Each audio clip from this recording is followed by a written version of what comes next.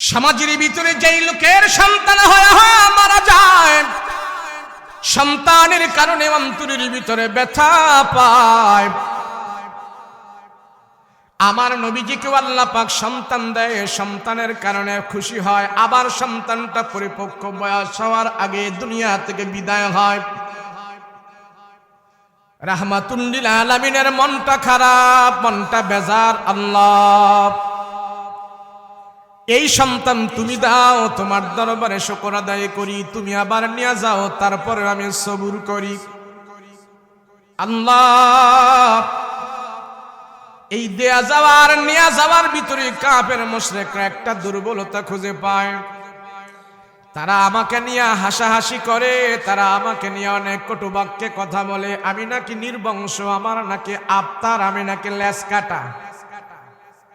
একে অপরে বলা বলি করে, হায় রে, মোহাম্মদকে নিয়ে আমাদের কোনো টেনশনের কারণ নাই, মোহাম্মদকে নিয়ে আমাদের আর কোনো মাথা ব্যথার দরকার নাই। মোহাম্মদ আমাদের বাপদাদার ধর্মকে যে অপমান করেছে, কটাক্ষ করেছে, আমরা মোহাম্মদকে নিয়ে আর চিন্তিত নাই। একজন আরেকজনকে বলে, কেন কেন চিন্তিত নাই, কারণ কি? ওলীদ ইবনে মুগীরা দাঁড়ায় দাঁড়ায় সবাইকে জানায় দেয়, এ মক্কার জনগণ, তোমরা কোনো টেনশন করিও না, পেরেশানি করিও না। মোহাম্মদ দুনিয়ার জমিন থেকে বিদায় হয়ে যাবে, মোহাম্মদের ইসলাম ও দুনিয়া থেকে বিদায় হয়ে যাবে। কেননা মোহাম্মদের ধর্মটা ধরে রাখার জন্য, মোহাম্মদের কোরআন ধরে রাখার জন্য, মোহাম্মদের সম্পদ ধরে রাখার জন্য মোহাম্মদের একটাও ছেলে সন্তান নাই, আর একটা মেয়ে আছে। ওই ছেলে সন্তানগুলো দুনিয়ার জমিন থেকে বিদায় হয়ে যাচ্ছে, মোহাম্মদ দুনিয়া থেকে বিদায় হয়ে যাবে। মোহাম্মদের সন্তান যেহেতু নাই, তার দ্বীন, ইসলাম, কোরআন, ধর্ম, শরীয়ত সব তার বিদায় হবার যাওয়ার সাথে সাথে সবগুলো বিদায় হয়ে যাবে। শেষ শেষ, তার ধর্ম শেষ। নবী রাহমাতুল লিল আলামিনকে অপবাদ দেওয়া শুরু করলো। মক্কারীরা হাসাহাসি করে, মোহাম্মদ এটা নির্বংশ মানুষ, আফতার মানুষ, লেজ কাটা মানুষ, তারপরে আর তার ধর্ম ধরার কোনো লোক নাই। আমার পয়গম্বরের কানে যখন এই কথাটা চলে আসলো, নবীজি অন্তরের ভিতরে ব্যথা পায়। নবীজি আল্লাহর দরবারে শুকর আদায় করে আর বলে, মালিক, সন্তান আমি দেই না, সন্তান তুমি দাও, সন্তান আমি নেই না, তুমি আবার নিয়ে যাও। আমার সন্তান হারানোর পিছনে তারা হাসাহাসি করে, তারা আমাকে কটাক্ষ করে, আমার অন্তরে ব্যথা দেয়, আমার অন্তরের ভিতরে ব্যথা দেয়, কাজে আমাকে কষ্ট দিতেছে। আল্লাহ, আমি তো জবাব দেওয়ার কিছু নাই, আমার মনটা খারাপ। এক তো আমি সন্তান হারায়া ব্যথা পাই, আবার তারা আমাকে ব্যথা দেয়। আল্লাহ, তারপরও আমি সবুর করতেছি, তোমার কাছে আমি সবুর করতেছি, তুমি তার ফয়সালা করবা। আমি আল্লাহ কিছুই জানি না, কিছুই জানি না, সব তোমার দরবারে আমি বললাম, তুমি জবাব দিবা, তুমি সব কিছু করবা। আল্লাহ, আমার সন্তান হারায় আমার অন্তরের ভিতরে আমি ব্যথা পাইতেছি। বিসমিল্লাহির রহমানির রহিম।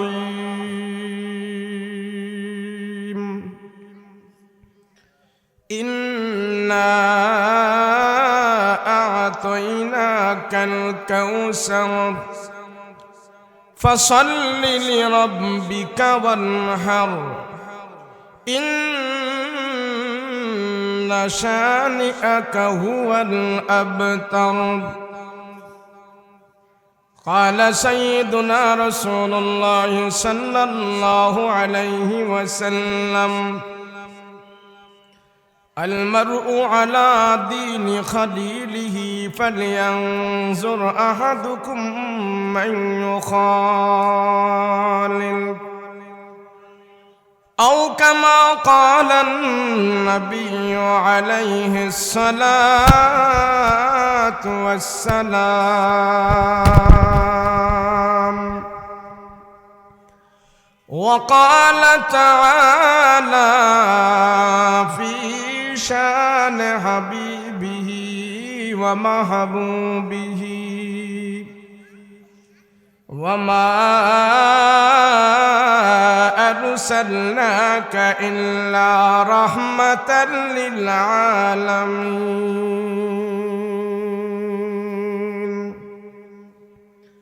صلى الله على سيدنا ومولانا محمد وعلى آله وأصحابه أجمعين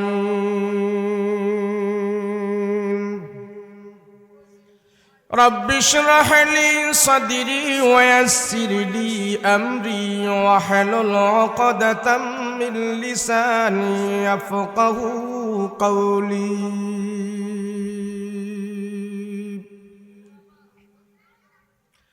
कौनैन के मुख्तार खुदा तुमको बनाया कौनैन के मुख्तार खुदा तुमको बनाया उम्मत की निगहबान खुदा तुमको बनाया उम्मत की निगहबान खुदा तुमको बनाया मौला मेरा आका मेरा रहमत का नबी है मौला मेरा आका मेरा रहमत का नबी है तजदार मदीना हमारा तुम अरबी है तजदार मदीना हमारा तुम अरबी है अशजार मेरा ते हैं नबूवत की शहादत अशजार में रहते हैं नबूवत की शहादत तशदीक कमर में तू ही अंगुल की इशारा तशदीक कमर में तो ही अंगुल की इशारा नहायत काबिल एहतराम सद्भाजन सभापति मुअज़्ज़ज़ मुकर्रम उलमाए केराम तुलबा एज़ाम सम्मुखपान उपविष्ट दिनदार मुत्तकी परहेजगार भैराम पर्दार अंतराले अवस्थानरत आमार सद्य मा बोनेरा আল্লাহ পাকের আলিশান দরবারে কালেমাত শুকর আদায় করছি বলি আলহামদুলিল্লাহ। আল্লাহ আমাকে আপনাকে এই সিং আড্ডা দারুল উলুম মাদ্রাসার ময়দানে একত্র করেছেন, কোরআন ও হাদিস থেকে আলোচনা শুনবো এবং বলবো। সেই সুবাদে আল্লাহ আমাকে আপনাকে হাজির করেছেন। এই হাজিরা যেন আল্লাহর দরবারে কবুল হয়, সকলে বলি আল্লাহুম্মা আমিন। আল্লাহ যারে ভালোবাসে, পছন্দ করে, মহব্বত করে, তারে দিয়ে আল্লাহ পাক এই জমিনে আল্লাহর কাজগুলো আল্লাহ আদায় করে। আমাকে আপনাকে আল্লাহ পাক ভালোবাসছেন, আমাকে আপনাকে আল্লাহ পাক পছন্দ করেছেন।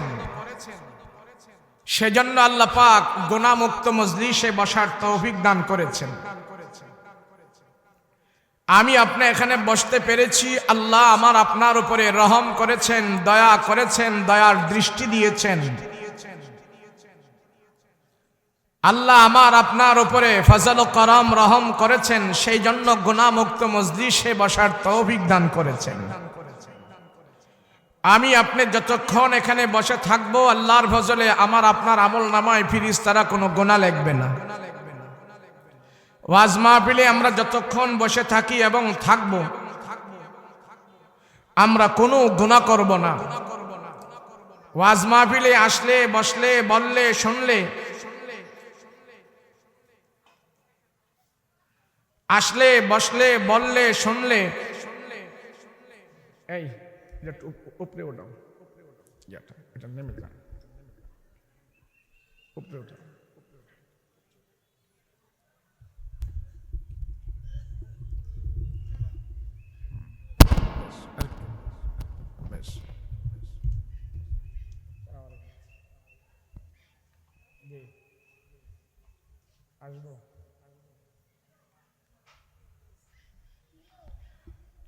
আল্লাহ সুবহানাহু ওয়া তাআলা আমাকে আপনাকে পছন্দ করে, মহব্বত করে, দয়া করে, মায়া করে, আপন করে, রহমতি বরকতি নজর দিয়ে উলামায়ে কেরামের মজলিসে বসার তৌফিক দিয়েছেন। আজকে দুনিয়াতে নবী নেই, সাহাবায়ে কেরাম নেই, না থাকার ফলে নবীর ওয়ারিস উম্মতের উলামায়ে কেরাম নবী রাসূলদের কাজগুলো এই জাতির সামনে ধরে তুলছেন। এমনি ভাবে কিয়ামতের আগ পর্যন্ত নবীর ওয়ারিসরা জাতির সামনে নবী রাসূলদের কথাগুলো বলবেন, আর যারা শুনবে তারা কামিয়াব হবে। মৃত্যুর পরে আল্লাহ পাক তাদের জন্য জান্নাতের দরজাগুলো খুলে দেবে। রব্বুল ইজ্জাত যুগ যুগ ধরে যত নবী প্রেরণ করেছেন, সমস্ত নবীদেরকে আল্লাহ পাক কয়েকটা জিনিসের দায়িত্ব দিয়েছেন। যত নবী দুনিয়াতে আসছেন, সব নবীর উপরে 5 ওয়াক্ত নামাজ ফরজ ছিল না, সব রাসূলের উপরে রমজানের 30 রোজা ছিল না, সমস্ত নবীর উপরে এই দায়িত্ব ছিল না। সমস্ত নবী দুনিয়াতে আসছেন, হজ সবার বেলায় ফরজ ছিল না, যাকাত সবার বেলায় ফরজ ছিল না, পর্দা সবার বেলায় ফরজ ছিল না, কিন্তু এমন কিছু আমল আছে সমস্ত নবীদেরকে আল্লাহ এই দায়িত্বগুলো দিয়েছিলেন। যে দায়িত্ব হলো, যত নবী আসছেন সর্বপ্রথম তারা দুনিয়াতে এসে আল্লাহর দিকে মানুষকে আহ্বান করেছেন, নসিহত করেছেন। 1,24,000 পয়গম্বর, সবার আমল নামায় এটা পাওয়া যায়, সবার এই দায়িত্ব পাওয়া যায় যে তারা আল্লাহর দিকে মানুষকে আহ্বান করেছেন। আমরা যে এখানে বসলাম এবং শুনলাম, সময় ব্যয় করছি, আজকে আমরা না থাকলে যদি নবী রাসূল থাকতো তাহলে তারা এখানে এসে আপনাদেরকে মাওয়াইজাতুল হাসানা সুন্দর মোলায়েম ভাষায় আল্লাহর দিকে ডাকতেন। নবী নাই, নবীর ওয়ারিসরা আমাদেরকে ডাকছেন। নবী নাই, নবীর ওয়ারিসরা নবীদের কাজগুলো করছেন। যেই সমাজে নবীর ওয়ারিস নাই, নবীর কাজ নাই, নবীর দায়িত্ব নাই, নবী কি জিনিস নিয়ে আসছে সেগুলি নাই, ওই সমাজের ওই দেশের মানুষগুলোর ভিতরে আখিরাতেরও কোনো জ্ঞান নাই। আমার রাসূল যে একটা জামানায়, যে একটা পরিস্থিতির মধ্যে আল্লাহ দুনিয়াতে রাসূলকে প্রেরণ করেছেন, ঈসা আলাইহিস সালাতু ওয়াস সালাম থেকে নিয়ে আমার নবী পর্যন্ত একটা গ্যাপ ছিলেন, প্রায় 600 বছরের একটা গ্যাপ ছিল। 600 বছর একটা সময় অতিবাহিত হয়েছে। এই 600 বছরের ভিতরে আসমানি গ্রন্থ পড়নেওয়ালা, বুঝানেওয়ালা, আসমানি গ্রন্থের জ্ঞান অন্য কাউকে দেওয়া, আল্লাহ আছে, আল্লাহর পক্ষ থেকে আমরা কি পেয়েছি, আবার আমরা কোথায় যাব, এখন কোথায় আছি, এই 600 বছরের একটা গ্যাপ। এই গ্যাপের মাঝে 600 বছরের ভিতরে মানুষদেরকে আখিরাতের জ্ঞান দেওয়া, কোরআন হাদিসের কথা বলা, আল্লাহর বরত্বের কথা বলার জন্য কোনো লোক ছিল না, ওয়াজ মাহফিল ছিল না, মাদ্রাসা ছিল না, আসমানি গ্রন্থ তেলাওয়াত করে মানুষকে শোনানোর কোনো লোক ছিল না। না থাকার ফলে ওই 600 বছরের এই পরিবেশটা এমন হয়েছে, অন্য শিক্ষা ছিল, তাদের মেধা ছিল, টাকা ছিল, পয়সা ছিল, দুনিয়ার এত কিছু থাকার পরেও তাদের ভিতরে আইয়ামে জাহেলিয়াত হয়ে গেছে, তাদের ভিতরে জাহালাত প্রবেশ করেছে। জাহালাত প্রবেশ করতে করতে মানুষগুলো এমন জাহেল হয়েছে, খানায় কাবার ভিতরে তারা 360টা মূর্তি পর্যন্ত ঢুকেই ফেলেছে। এমনটা কেন হলো? এমনটা হওয়ার কারণে হইল আল্লাহর পরিচয় তাদের কাছে ধরে তোলার কোনো মানুষ ছিল না, নবী রাসূল ছিল না। আমার রাসূল সাল্লাল্লাহু আলাইহি ওয়াসাল্লাম মাত্র 23টি বছরের ভিতরে রাসূল মক্কা মদিনায় যেই সমাজ উপহার দিয়েছে, মাত্র 23 বছরের ব্যবধানে আমার নবী মক্কা মদিনা থেকে যে একটা পরিবেশ পরিস্থিতি তৈরি করেছে, কিয়ামত পর্যন্ত চ্যালেঞ্জ,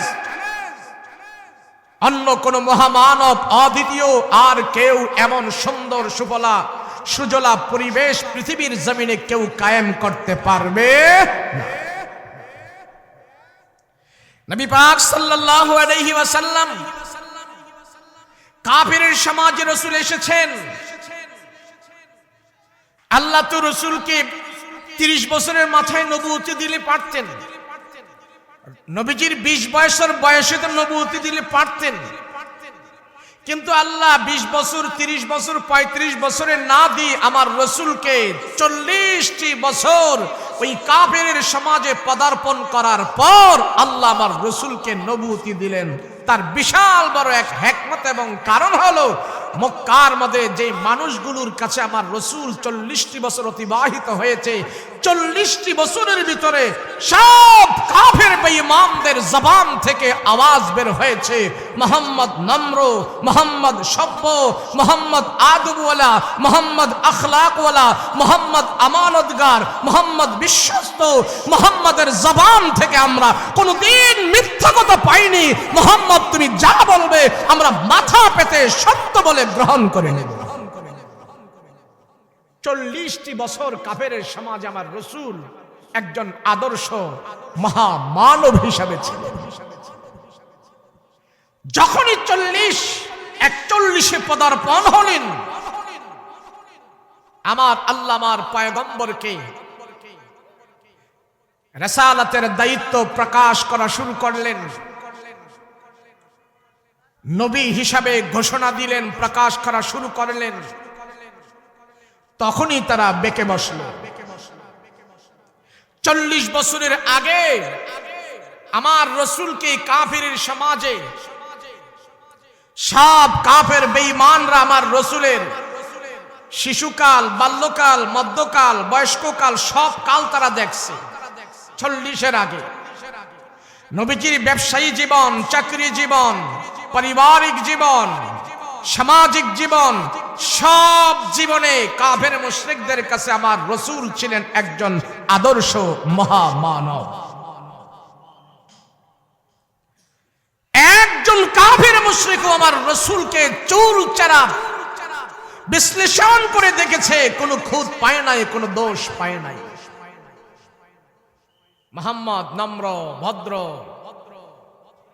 যখন 40-এ গেল, 41-এ রাসূল যখন বললেন তোমরা মূর্তির পূজা ছাড়ো, এক আল্লাহকে মানো, মূর্তির বিরুদ্ধে যখন কথা বলেছে, লাত, উজ্জা, মানাত, হবল তবুল তাদের বিরুদ্ধে যখন কথা বলা শুরু করেছে, আল্লাহর পক্ষ থেকে যখন ওয়ার্ডার এসেছে, তখনই আবু জাহেল ওকবা সাইবারা আমার রাসূলের বিরুদ্ধে বেঁকে বসলো। শুধু তারা একদিক দিয়ে নয়, চতুর্দিক থেকে আমার রাসূলকে তারা আক্রমণ করা শুরু করলো। কেউ থুতু পর্যন্ত নিক্ষেপ করলো, গায়ে আঘাত পর্যন্ত করলো, গা থেকে রক্ত ঘাম সবই তারা ঝরাইলো। এরপরেও তারা ক্ষান্ত হয়নি, একের পর এক অপবাদ দিচ্ছে, তুহমত দিচ্ছে। আর এর আগে সবার কাছে ভালো ছিল। যত যন্ত্রণা এবং কষ্ট দিয়েছে, তার ভিতরে একটি যন্ত্রণা আমার রাসূলকে কাফের মুশরিকরা দিয়েছে। একটি তহমত আমার রাসূলুল্লাহর বিরুদ্ধে যখন তারা দাঁড় করিয়েছে, তিরস্কার যখন দাঁড় করিয়েছে, আমার রাসূলের অন্তরের ভিতরে দুই দিক দিয়ে নবীজি ব্যথা পেয়েছে। দেখেন, এক তো মানুষ দুনিয়াতে আঘাতপ্রাপ্ত। আপনার যদি বাপ মারা যায়, বা আপনার ছেলে মারা গেল, বা আপনার সন্তান মারা গেল, আপনার মনটা খুব খারাপ। এই মুহূর্তে এসে যদি আপনার শত্রুরা আপনার কাছে হাসাহাসি করে, এই মুহূর্তে যদি আপনার প্রতিবেশী যে আপনার শত্রু সে যদি আপনাকে অনেক তিরস্কার করে, এক তো হইল মরার যন্ত্রণা, আরেক হলো তাদের তিরস্কারের যন্ত্রণা। দুই যন্ত্রণা নিয়ে আপনি যখন সমাজে থাকবেন, আপনার যন্ত্রণাটা, আপনার জ্বালাটা আপনিই বুঝতে পারবেন, অন্য কেউ বুঝতে পারবে। তো কাফের মুশরিকরা এমন একটা সুযোগ খুঁজে আমার নবীকে তারা অপবাদ দেওয়া শুরু করছে। কি অপবাদ? মক্কার অলিতে গলিতে কাফের মুশরিকরা সবাই আবার বলল, দেখছো মুহাম্মদে আমাদের লাত, উজ্জা, মানাত, হুবল, চুবল এগুলির যে কত কিছু বলতেছে, এগুলি কিছু করতে পারবে না, এক আল্লাহ সব করবে। মুহাম্মদের এক আল্লাহর শক্তি কত বেশি। তুই এত আল্লাহর শক্তি যদি হয় আর মুহাম্মদ কয় তার নাকি দিন ইসলাম তার সবচেয়ে বড় সম্পদ, শরীয়ত সবচেয়ে বড় সম্পদ, কোরআন সবচেয়ে বড় সম্পদ, এই সম্পদ মুহাম্মদের দুনিয়া থেকে যাওয়ার পরে ধরবে কেডা? মুহাম্মদের দুনিয়া থেকে যাওয়ার পরে তার দিন ইসলাম ধরবে না কে? বাবার যদি মেল ইন্ডাস্ট্রিজ থাকে তাহলে এগুলা বাবা দুনিয়াতে যাওয়ার পর সন্তানেরা এগুলি ধরে রক্ষণাবেক্ষণ করে। তো মুহাম্মদের সন্তান হইয়া হইয়া মারা যাইতেছে। এই তো কিছুদিন আগে মারা গেল, আবার আরেকটা মারা গেল, কাসেম, তাহের, ইব্রাহিম, এই সব সন্তানগুলো আমার রাসূলুল্লাহর দুনিয়াতে আল্লাহ পাক দান করেছেন। পরিপক্ক বয়স হওয়ার আগেই এই সন্তানগুলো আবার দুনিয়ার জমিন থেকে বিদায় হয়ে যাচ্ছে। সংক্ষিপ্ত কথা, লম্বা চূড়া আলোচনা, এটা সময় স্বল্পতার কারণে আমি মূল কথাগুলো বলছি। নবীজি সন্তান হারায়া বুকে ব্যথা পায়। আল্লাহ এই সন্তান দেনও আপনি, নিয়েও যান আপনি। আল্লাহ আমার তো কিছু করার নাই, কিন্তু আমি সন্তানের বাবা হিসাবে একটু ব্যথা পাই, কষ্ট পাই। নবীজির সন্তান হয়ে হয়ে দুনিয়ার জমিন থেকে বিদায় হয়। আল্লাহ পাক আমার পয়গম্বরের সন্তানগুলোকে এক এক করে দুনিয়ার জমিন থেকে নিয়ে গেছে। পরিপক্ক বয়স হওয়ার আগেই দুনিয়া থেকে আল্লাহ নিয়ে গেছে। সমাজের ভিতরে যেই লোকের সন্তান হয়ে হয়ে মারা যায়, সন্তানের কারণে অন্তরের ভিতরে ব্যথা পায়। আমার নবীজিকে আল্লাহ পাক সন্তান দেয়, সন্তানের কারণে খুশি হয়। আবার সন্তানটা পরিপক্ক বয়স হওয়ার আগে দুনিয়া থেকে বিদায় হয়। রাহমাতুল লিল আলামিনের মনটা খারাপ, মনটা বেজার। আল্লাহ এই সন্তান তুমি দাও, তোমার দরবারে শুকর আদায় করি, তুমি আবার নিয়ে যাও, তারপরে আমি সবুর করি। আল্লাহ এই দেয়া যাওয়ার নিয়ে যাওয়ার ভিতরে কাফের মুশরিকরা একটা দুর্বলতা খুঁজে পায়। তারা আমাকে নিয়ে হাসাহাসি করে, তারা আমাকে নিয়ে অনেক কটু বাক্যে কথা বলে। আমি নাকি নির্বংশ, আমার নাকি আফতার, আমি নাকি লেজ কাটা।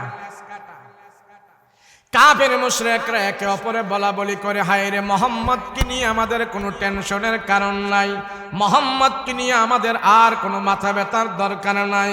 মুহাম্মদ আমাদের বাপদাদার ধর্মকে যে অপমান করেছে, কটাক্ষ করেছে, আমরা মুহাম্মদকে নিয়ে আর চিন্তিত নাই। একজন আরেকজনকে বলে, কেন কেন চিন্তিত নাই, কারণ কি? ওলীদ ইবনে মুগীরা দাঁড়ায় দাঁড়ায় সবাইকে জানায় দেয়, এ মক্কার জনগণ, তোমরা কোনো টেনশন করিও না, পেরেশানি করিও না। মুহাম্মদ দুনিয়ার জমিন থেকে বিদায় হয়ে যাবে, মুহাম্মদের ইসলাম ও দুনিয়া থেকে বিদায় হয়ে যাবে।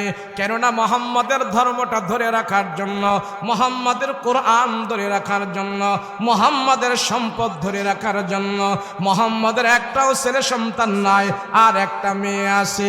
ওই ছেলে সন্তানগুলো দুনিয়ার জমিন থেকে বিদায় হয়ে যাচ্ছে, মুহাম্মদ দুনিয়া থেকে বিদায় হয়ে যাবে। মুহাম্মদের সন্তান যেহেতু নাই, তার দ্বীন ইসলাম, কোরআন, ধর্ম, শরীয়ত সব তার বিদায় হবার যার সাথে সাথে সবগুলো বিদায় হয়ে যাবে। শেষ শেষ, তার ধর্ম শেষ। কাফের মুশরিকরা আমার নবী রাহমাতুল লিল আলামিনকে অপবাদ দেওয়া শুরু করলো। মক্কার কাফিরেরা হাসাহাসি করে, মোহাম্মদ এটা নির্বংশ মানুষ, আফতার মানুষ, লেসকাটা মানুষ, তারপরে আর তার ধর্ম ধরার কোনো লোক নাই। আমার পয়গম্বরের কানে যখন এই কথাটা চলে আসলো, নবীজি অন্তরের ভিতরে ব্যথা পায়। নবীজি আল্লাহর দরবারে শুকর আদায় করে আর বলে, মালিক, সন্তান আমি দেই না, সন্তান তুমি দাও, সন্তান আমি নেই না, তুমি আবার নিয়ে যাও। কাফির মুশরিকরা যে আমার সন্তান হারানোর পিছনে তারা হাসাহাসি করে, তারা আমাকে কটাক্ষ করে, আমার অন্তরে ব্যথা দেয়। কাফির মুশরিকরা যে আমার অন্তরের ভিতরে ব্যথা দেয়, কাফির মুশরিকরা যে আমাকে কষ্ট দিতেছে, আল্লাহ আমি তো জবাব দেওয়ার কিছু নাই, আমার মনটা খারাপ। এক তো আমি সন্তান হারায়া ব্যথা পাই, আবার তারা আমাকে ব্যথা দেয়। আল্লাহ তারপরও আমি সবুর করতেছি, তোমার কাছে আমি সবুর করতেছি, তুমি তার ফয়সালা করবা।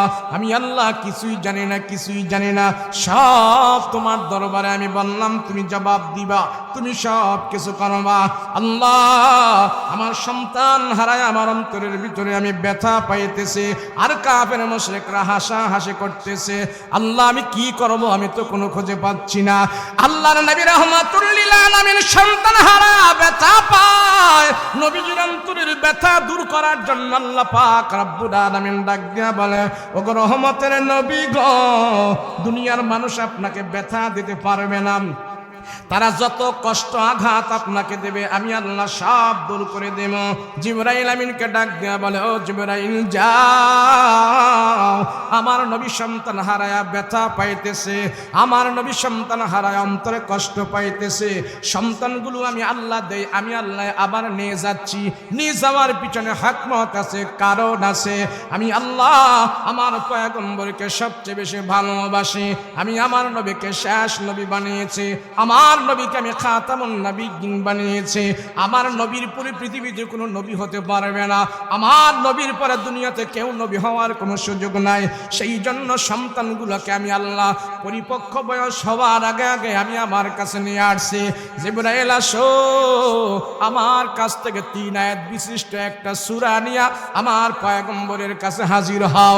রাহমাতুল লিল আলামিনের কাছে 3 আয়াত একটা সূরা নিয়া আমার পয়গম্বরের কাছে জিবরাইল আমিন হাজির হয়ে বলে, ওগো রহমতের নবী গো, আল্লাহ আপনার থেকে আপনার সন্তানগুলো নিয়ে গেছে, আপনার মনে কষ্ট আছে, সেই কষ্ট দূর করার জন্য আল্লাহ পাক আপনাকে সূরা কাউসার নামে একটা সূরা নাজিল করে পাঠিয়ে দিয়েছে।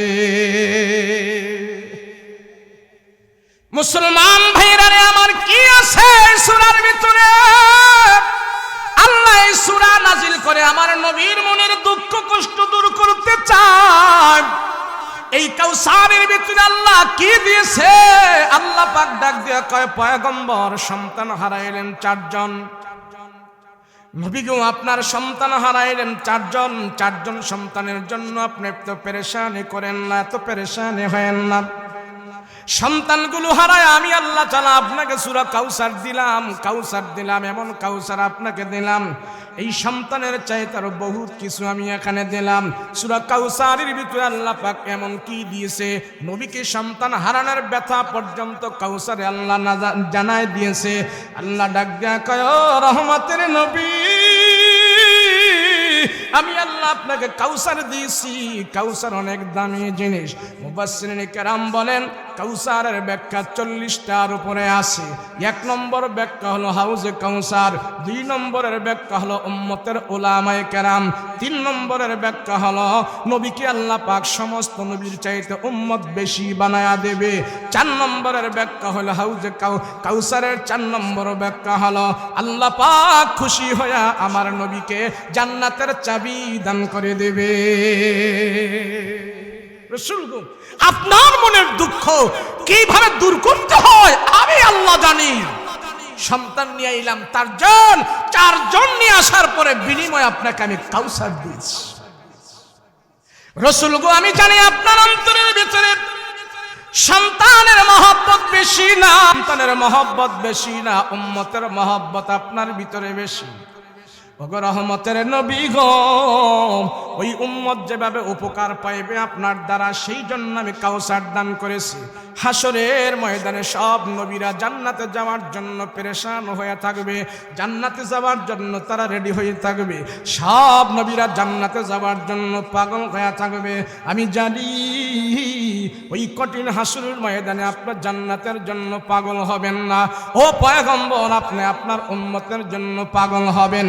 যেই উম্মতেরা আপনাকে অনুসরণ করেছে, আপনাকে মানছে, আপনার ইত্তেবা করেছে, আপনার সুন্নাত মেনে মেনে চলছে, ওই উম্মতগুলোকে আপনি যখন নাকি ধরে ধরে হাউজে কাউসারের পানি পান করা দিবেন, পান করতে দেরি হবে, আমি আল্লাহ তাআলা তাদের কপাল থেকে জাহান্নাম সরায়া জান্নাত দিতে দেরি হব না।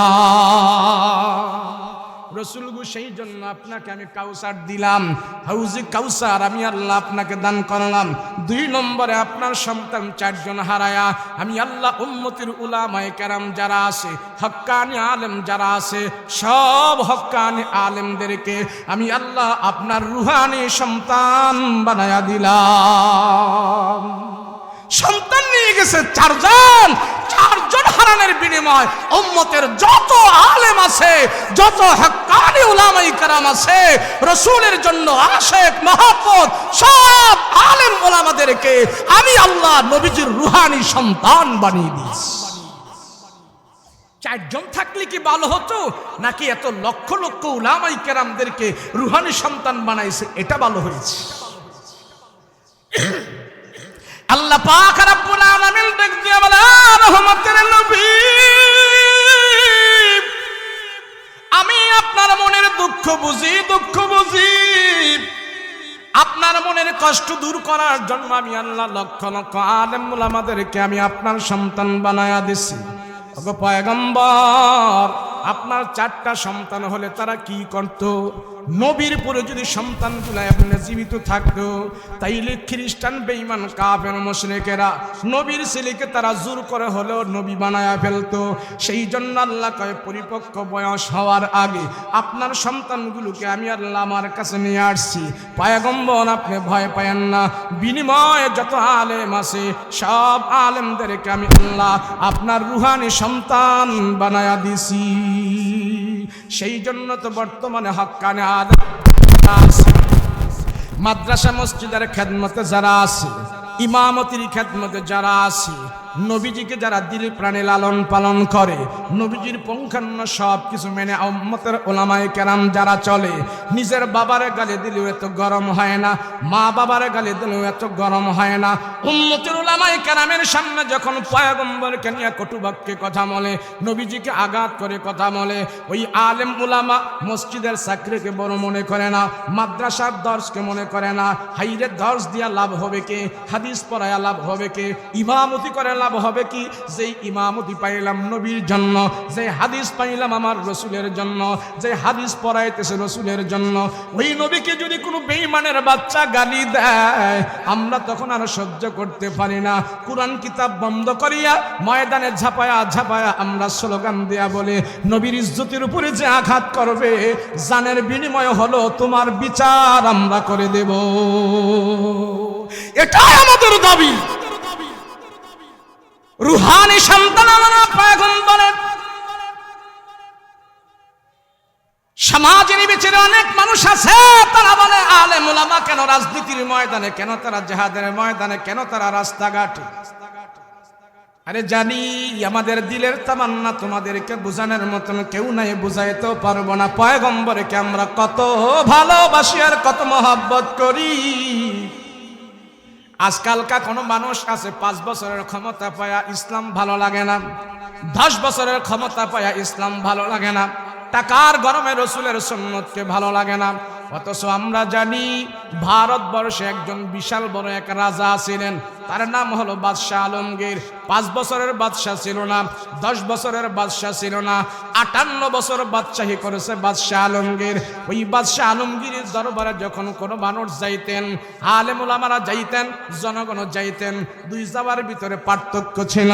আলেম উলামারা যখন বাদশাহ আলমগীরের দরবারে হাজির হতো, বাদশাহ আলমগীর 4 থেকে আগে উঠে যেতেন, আগে আগে দাঁড়ায় আলেম ওলামার সাথে হাত বাড়ায় মুসাফা করতেন, আগে আগে তারা সালাম দিতেন, সম্মান করে নিজের আসনে পর্যন্ত বসার সুযোগ করে দিতেন। আল্লাহর নবী রাহমাতুল লিল আলামিনের আলেমদেরকে বাদশাহ আলমগীর এত সম্মান এত মর্যাদা দিত, নিজের চেয়ারের চাইতে তাদেরকে আরো বেশি দামি মনে করত। বাদশাহ আলমগীর সম্মানিত এমন এক ব্যক্তি ছিলেন যা গোটা ভারতবর্ষের বাদশাহ কিন্তু আলেম ওলামাদেরকে বলতো আপনারা হলেন আমার সবচেয়ে বড় বিশ্বস্ত এবং ভালোবাসার মানুষ। কেন? সে তো একটা শিশু রাষ্ট্রের বাদশাহ ছিল না, ছোট্ট একটি বাংলাদেশের মতন রাজা ছিল না, 5-10 বছরের ছিল না, 58 বছরের বাদশাহী করছে। কয় বছর জোরে বলুন? 58 বছর। বাদশাহ আলমগীর বসে আছে আর উলামায়ে কেরাম যায়, আগে আগে সালাম, আগে আগে মুসাবা, আগে আগে সবকিছু। ওই বাদশাহ আলমগীরের মা দূর থেকে তাকায় তাকায় দেখতেছে, হায় রে আমার ছেলে কি তার নিজের কথা বলে ফেললো নাকি? বাদশাহ আলমগীরের মা বলে, ও আলমগীর তুমি কি নিজের দাম নিজে হারিয়ে ফেলেছো কিনা বলো। কয় কেন মা, কেন? আমার দাম তো আমি হারাবো কেন? কারণ কি? আমি কিছুদিন ধরে লক্ষ্য করে দেখতেছি তোমার কাছে টুপিওয়ালা আলেমরা আসে, তোমার কাছে টুপিওয়ালা মৌলবীরা আসে, মসজিদের ইমামরা আসে, খতিবরা আসে, মাদ্রাসার মুহাদ্দিসরা তোমার কাছে আসে, কিন্তু তারা আসার পরে তোমার অবস্থাটা একটু পরিবর্তন হয়ে যায়। কয় কি পরিবর্তন? আমি মা লক্ষ্য করে দেখেছি আগে আগে তুমি তাদেরকে সালাম দাও, আগে আগে তুমি তাদের সাথে মুসাফা করো, এমনকি তোমার চেয়ারে পর্যন্ত কাউকে তুমি স্থান দিয়ে ফেলো। আমি মা তোমার সব কার্যক্রম ভালো লাগে, এই জিনিসটা দেখে আমার কাছে ভালো লাগে না। ওই টুপিওয়ালা আলেমদের চাইতে তোমার দাম আর সম্মান অনেক বেশি। তারা তোমার পায়ের কাছে এসে বসে থাকবে, তারা তোমার কাছে এসে ধন্না দিবে, তোমার সব কিছু করবে, তোমার কাছে তারা ছোট হয়ে আসবে। আর সেই জায়গার ভিতরে তুমি তাদেরকে এত দামি মনে করো, তোমার চেয়ারে পর্যন্ত বসাইতে দাও। আমার মার কাছে এটা পছন্দ হয় না, পছন্দ হয় না। সম্মান করবো অন্যভাবেও করতে পারো, এত সম্মানের তো কোনো দরকার পড়ে না। আমার সব ভালো লাগে, এটা আমার ভালো লাগছে। বাদশাহ আলমগীর আমার বুঝতে পারলেন, হায় রে আমার মা মানে কি বলতে চায় আমি বুঝতেছি না। আমি এত সম্মান করি কোরআনওয়ালাকে, আমি এত সম্মান করি হাদিসওয়ালাকে। বাদশাহ আলমগীরের মা মনে মনে ভাবতেছে, হায় রে আমার ছেলে মনে হয় বুঝতেছে না সে যে কত বড় একজন বাদশাহ, কত বড় রাষ্ট্রের একজন রাজা। আলমগীর আবার মনে মনে চিন্তা করতেছে, হায় রে আমার মাকে আমি কেমনে বুঝাই কোরআনওয়ালা আমার কাছে এত দামি। আলমগীর আবার চিন্তা করতেছে, হায় রে আমার মাকে আমি কেমনে বুঝাই হাদিসওয়ালা যেন আমার কাছে রাষ্ট্রের চাইতে আরো দামি। এবার বাদশাহ আলমগীর মাকে ধরে বললেন, মা আপনাকে আমি একটা উদাহরণ দেখাইতে চাই, একটা জিনিস উদাহরণের মাধ্যমে আপনাকে আমি বোঝাবো, তারপরে আপনি বুঝবেন কেন আমি আলেমদেরকে এত সম্মান করি। বাদশাহ আলমগীর মাকে ডাক দিয়ে বললেন, মা আসেন, আপনি আমার সাথে চলেন, মাগো আপনি আমার সাথে আসেন। মাকে সাথে ধরে ধরে নিয়ে বিশাল বড় ময়দানে নিয়ে গেল, চকের দিকে নিয়ে যায়, খেতখামারির দিকে নিয়ে যায়। ওই নিয়ে যাওয়ার পর এবার বাদশাহ আলমগীর যেতে যেতে একবারে চকের মধ্যখানে গেল, মাঠের মধ্যখানে গেল, সেখানে যায় দুইটা গরু পাইলেন, একটা হলো ষাঁড় গরু আর একটা হলো গাভী গরু। বাদশাহ আলমগীর ডাক দিয়া কয়, ও মা দুইটা গরু এখানে আছে, একটা হলো ষাঁড় আর একটা হলো গাভী, এই গাভীর পেটের ভিতর থেকে ষাঁড় গরুটা বেরো হয়েছে। মা বলে, হ্যাঁ বুঝলাম, এই ষাঁড় গরুটা গাভীর পেটের ভিতর থেকে বেরো হয়েছে, ষাঁড় গরুটা গাভীর বাচ্চা। বলে হ্যাঁ। বলে কি হয়েছে বলো। এবার বাদশাহ আলমগীর কো মাগো মা, মানিজ্জতের মাথা খায়া, লজ্জা শরমের মাথা খায়া আমি কেন কোরআনওয়ালাকে এত ভালোবাসি, নবীজির হাদিসওয়ালাকে আমি কেন এত ভালোবাসি, এটা বুঝানোর জন্য আপনাকে আমি উদাহরণটা দেখাইতেছি। বাদশাহ আলমগীরের মা বলে, আলমগীর বলো কেন তুমি আনছো আমাকে এখানে বলো, কেন তুমি বলো, কি বুঝাইবা চাও আমাকে বলো। এবার আলমগীর কয় মা এই যে দেখেন গাবিটা আর ষাঁড়টা, এই ষাঁড় গরুটা কিছুক্ষণ পর পর গাবির উপরে উঠতে চায়। মাগো কাজটা কি ভালো না খারাপ? আলমগীরের মা ডাক দিয়া কে আলমগীর রে, এর চাইতে নিকৃষ্ট লজ্জাজনক কাজ আর পৃথিবীতে নাই। কেন তুমি আমাকে এটা দেখানোর জন্য আনছো? তাড়াতাড়ি এখান থেকে চলো, এ দেখার জন্য তো আমি এখানে আসি নাই। আলমগীর ডাক দিয়া মা, যেই সমাজের ভিতরে আলেম নাই, উলামা কেরাম নাই, যেই সমাজের ভিতরে কোরআন বুঝনেওয়ালা নাই, হাদিস বুঝনেওয়ালা নাই, যেই সমাজের ভিতরে মুফাসসির নাই, তাফসীর নাই, যেই সমাজের ভিতরে ওয়াজ মাহফিল নাই, আল্লাহর কোরআন খুলে খুলে বুঝানোর মতন কোনো মানুষ যেই সমাজে নাই, ও মা তুমি ইউরোপের দিকে তাকায়া দেখো, তাদের চরিত্রগুলো ভালো না, তাদের কাছে কোরআন নাই, তাদের কাছে হাদিস নাই, আখিরাতের কোনো জ্ঞান নাই, আল্লাহর পরিচয় নাই। সেই জন্য তাদের চরিত্রের দিকে তাকায়া দেখো। আমার দেশের সারার গাভীর ভিতরে যেমন চরিত্রের কোনো পার্থক্য নাই, ওই ইউরোপের মানুষের কাছে কোরআন হাদিস না থাকার কারণে তাদের দেশের মানুষের ভিতরে সারার গাভীর ভিতরে যেই চরিত্র, যেই অবৈধ মেলামেশা, ওই তারা মানুষ হয়েও সারার গাভীর মতনই তারা জীবন যাপন করতেছে। বাদশাহ আলমগীর দেখে মা, এই মুঘল সম্রাট এই ভারতবর্ষে যেখানে আলেম ওলামারা আছে, আমার রাজ্যের ভেতরে পুলিশ বাহিনী আছে, সোলজার ফৌজ যারা আছে, সরকারি বাহিনী যারা আছে, তারাও এমন করে মানুষদেরকে ভালো করতে পারে না। এই সমাজের আলেম ওলামারা কোরআন হাদিস দিয়া বয়ান করে, মানুষের হাতে পায়ে ধরে তারা আখিরাতের কথা বলে। এই সমাজের চোর বাটপার যারা আছে গোমা, তারা যখন নাকি আলেম ওলামাদের বয়ান শুনে, আখিরাতের কথা শুনে, জান্নাত জাহান্নামের কথা যখন আলেম ওলামাদের থেকে শুনে, ওই তাদের কঠিন দিলটা একবারে মোমের মতো নরম হয়ে যায়। যে আইন শৃঙ্খলা বাহিনী যে সমস্ত খারাপ মানুষদেরকে ভালো করতে পারে না, আমার সমাজের আলেম ওলামাদের কাছে যখন নাকি খারাপ মানুষকে বসায় দেওয়া হয়, আলেম ওলামার নসিহতের কারণে আমার দেশের চোর বাটপার পর্যন্ত ভালো হয়ে যায়। ও মা, সেই জন্য আমি আলেমকে মহব্বত করে, কোরআন ওয়ালাকে আমি সেই জন্য মহব্বত করে, হাদিস ওয়ালাকে আমি সেই জন্য মহব্বত করি। তার সিনার ভিতরে আল্লাহর রাসূলের হাদিস আছে, তার সিনার ভিতরে কোরআনের জ্ঞান আছে, তার সিনার ভিতরে ইলমে নবুবী আছে। সেই জন্য আমার সিংহাসনের চাইতে ওই আলেমের সিনাটা আমার কাছে আরো বহু দামি হয়ে যায়। সেই জন্য আমি তারা সম্মান করি। বাদশাহ আলমগীর এমন একজন বাদশাহ, পাওয়ার আছে, ক্ষমতা আছে। 58 বছর বাদশাহী করে করে সমাজটাকে এইভাবে পরিচালনা করেছে। ওই বাদশাহ আলমগীর নিজে নিজে যখন আলেম ওলামাদের সাথে থেকে থেকে জীবন যাপন করলো, আলেম ওলামাদের সাথে চলতে চলতে আল্লাহ পাক বাদশাহ আলমগীরের মাথার ভিতরে ইসলামী জ্ঞান এমন ভাবে প্রবেশ করাইল। বাদশাহ আলমগীর নিজে নিজে এত বড় হয় নাই, আলেম ওলামাদের থেকে দেখে দেখে জিজ্ঞাসা করে করে সব কাজ পরিচালনা করেছে।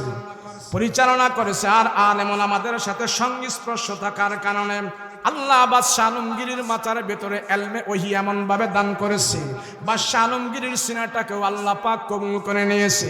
এত বড় রাষ্ট্র চালানোর পর, ভারতবর্ষ মোগল এলাকার এত বড় বাদশাহ হওয়ার পর আল্লাহ পাক বাদশাহ আলমগীরকে আলেম ওলামার মহব্বতের কারণে এমন ভাবে আল্লাহ কবুল করেছে। বাদশাহ আলমগীর ক্ষমতার মসনদে বসে বসে মানুষদের জন্য ফতুয়ার কিতাব লেখছে, কোরআন হাদিস থেকে গবেষণা করে করে ফতুয়ার কিতাব লেখছে। ফতুয়ার কিতাব লেখে লেখে বাদশাহ আলমগীর সমাজের মানুষকে বুঝাইছে, এটা এমনে হবে, ওটা এমনে হবে। এইভাবে ফতুয়ার কিতাবটা বড় হয়ে গেছে। বাদশাহ আলমগীর একটা ফতুয়ার কিতাব, তামাম পৃথিবীতে যত মানুষ আসবে এবং যাইবে সমস্ত মানুষ বাদশাহ আলমগীরের ফতুয়ার কিতাব ফলো করে করে তার জীবন সেই ইসলামের পথে পরিচালনা করবে।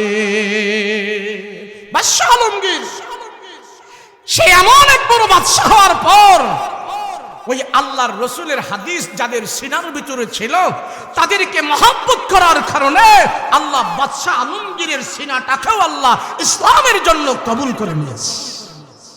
বাদশাহ আলমগীর বলে, যে আমার কাছে আলেম ওলামার মজলিস পৃথিবীর সব মজলিস থেকে দামি হয়ে যায়। শেষ পর্যায়ে বাদশাহ আলমগীর তার একটা সন্তানকেও মাদ্রাসায় ভর্তি করিয়ে দিয়েছে আল্লাহর রসুলের হাদিস সংগ্রহ করার জন্য।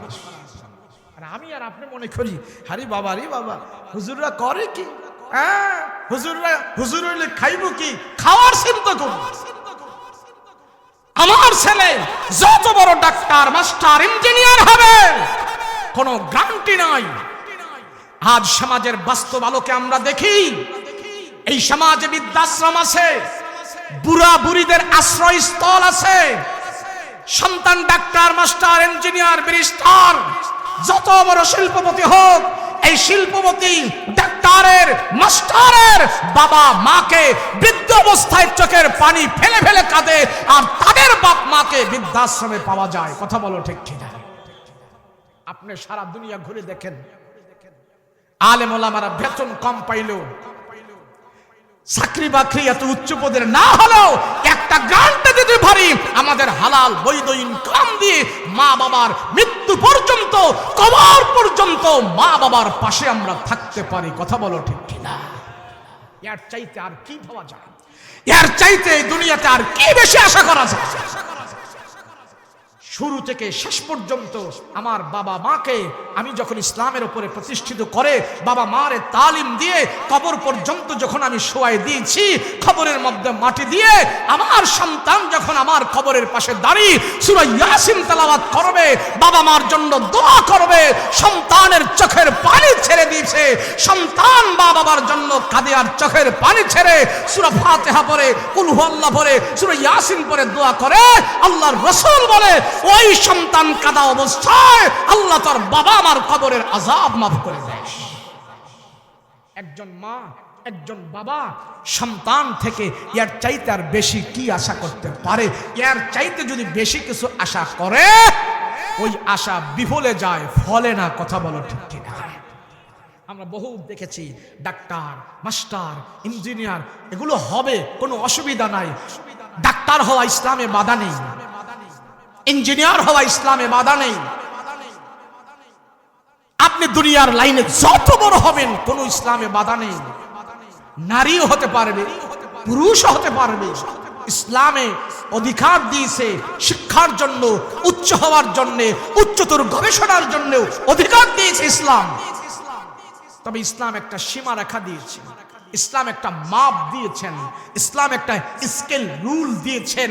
এর ভিতরে যখন তুমি উচ্চ হবে, এর ভিতরে যখন উচ্চপদের ডিগ্রি নিবে, এর ধারাবাহিকতায় যখন তুমি বড় হবে, তোমার দ্বারা জাতি উপকার পাবে, তুমিও নিজে উপকার পাবে, মৃত্যুর পরে তুমি আল্লাহকেও খুশি করতে পারবে। কিন্তু দেখা যায় কোরআন নাই, হাদিস নাই, আলেম ওলামার কথা নাই, রসুলের মহব্বত নাই, নিজে নিজে পণ্ডিতি করে। এখন বিশাল বড় ডিগ্রি নিয়েছে, ডিগ্রি নেওয়ার পর কোরআন হাদিসের সাথে সম্পৃক্ত না থাকার কারণে, কোরআন হাদিসের সাথে সম্পৃক্ততা না থাকার কারণে, আল্লাহ রসুলের জ্ঞান তার ভিতরে না থাকার কারণে উচ্চ পদের ডিগ্রি নিয়ে এই ডিগ্রিওয়ালা এখন মূর্খের চাইতে আরো বেশি খারাপ হয়ে গেছে। যদি খারাপ না হইতো, এ দুনিয়াদার উচ্চ পদের ডিগ্রিদারি এই পর্যায়ে আইসা বলতেছে মানুষ নাকি মানুষের থেকে আসে নাই, মানুষ নাকি বান্দর থেকে আসছে। এবং এই কথাগুলো আমার আপনার সন্তানদেরকে শিখানোর জন্য, আমার আপনার সন্তানদের মাথার মগজ নষ্ট করার জন্য ওই শিক্ষার গোড়ায়, শিক্ষা কমিশনের গোড়ায় পর্যন্ত এই সমস্ত পাগল ছাগলরা বসে বসে এই কথাগুলো বইয়ের পৃষ্ঠায় লিখতেছে। মানুষ বাদর থেকে আসছে, পর্দা করে চলা এত জরুরি না, কেন পর্দা করবে? ইসলাম পর্দা করে নারীদেরকে খর্ব করছে। এই কথাগুলো আমার আপনার সন্তানদেরকে শিখায়া নাস্তিক মুরতাদ বানাইতে চায়। আলহামদুলিল্লাহ, জানের রক্ত থাকা পর্যন্ত, উম্মতের উলামায়ে কেরাম জীবিত থাকা পর্যন্ত কোন নাস্তিক মুরতাদদের কলম আমাদের সিলেবাসে, আমাদের ছেলে সন্তানদের স্কুল কলেজের বইয়ে ধর্মবিদ্বেষী কোনো কথা সেখানে যোগ করতে পারবে না। কথা বলো ঠিক কিনা? এটা আমরা মেনে নিতে পারি না, আমরা পারি না।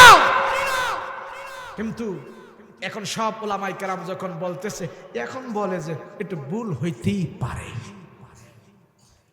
সূক্ষ্ম কায়দায় গভীর ষড়যন্ত্র, খুব সতর্কতার সহিত ইসলাম বিদ্বেষীরা আমাদের শিক্ষাঙ্গনে ষড়যন্ত্র করছে।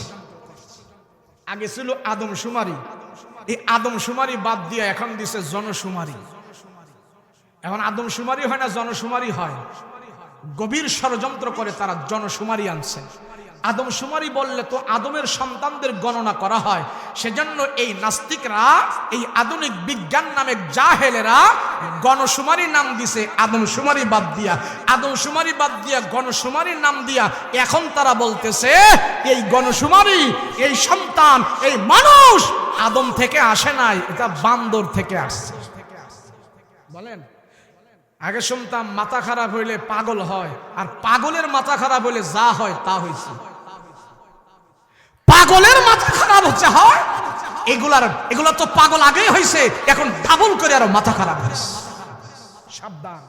আল্লাহ রসুল, কোরআন, হাদিস এগুলি আমাদের জন্য জাতীয় সম্পদ। শুধু দুনিয়াতেই সফল হওয়ার নয়, মৃত্যুর পরে কবরে যেও সফল হব, সেই সম্পদ হলো কোরআন হাদিস। কথা বলেন ঠিক কিনা? আমরা বহু দেখেছি, ঘাবড়াবার কোনো কারণ নাই। ইমানদার, মুত্তাকি, পরহেজগার যারা আছে অতি যে ঘাবড়াবেন না, ঘাবড়াবের কোনো কারণ নাই। এগুলি কোনো তুচ্ছ নয়, এগুলি কোনো শক্তি নয়, এগুলি তুচ্ছ। এগুলি আমাদের ঈমান আমল যেন নষ্ট না করতে পারে। আমরা জানি আমাদের অট্টালিকা, প্রাসাদ, সম্পদ সব কিছু থেকে আমাদের কাছে আল্লাহ, রসুল, কোরআন, হাদিস, আমাদের ঈমান আমাদের কাছে সবচেয়ে বেশি দামি। কথা বলো ঠিক কিনা? সাবধান, সতর্ক থাকতে হবে। এইভাবে এক এক করে ইসলাম বিদ্বেষী মনোভাব, ইসলাম বিদ্বেষী কার্যকলাপ এই দেশের শত্রু